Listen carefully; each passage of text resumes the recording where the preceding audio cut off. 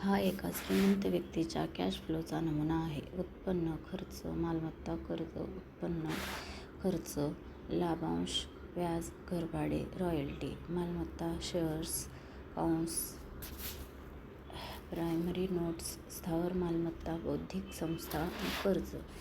या सर्व आकृती अगदी सोप्या आणि स्पष्ट आहेत. जगण्यासाठीचा खर्च प्रत्येकालाच करावा लागतो.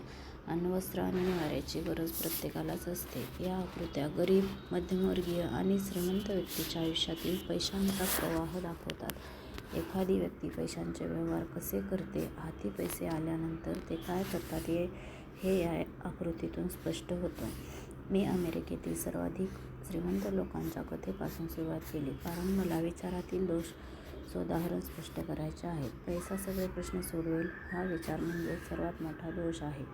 त्यामुळेच मला जेव्हा झटपट श्रीमंत कसं व्हायचं हे सांगा असं कोणी म्हणतं तेव्हा मीच थोडा दबतो.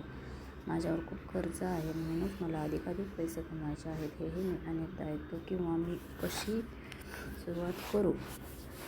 पण असा जास्तीचा पैसा सगळे प्रश्न सोडवतो असंही नाही. कदाचित तो अडचण जास्त वाढवतो. पैसा पुष्कळदा दोष निर्माण करतो जे आपल्याला माहीत नाही. त्यावरच मोठा प्रकाशझोत टाकतो.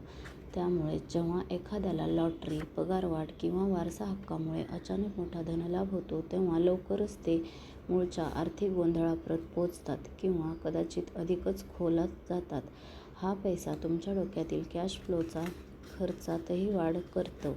म्हणूनच कदाचित मूर्ख आणि त्याचा पैसा म्हणजे एक मोठी पार्टी ही म्हण अस्तित्वात आली असावी.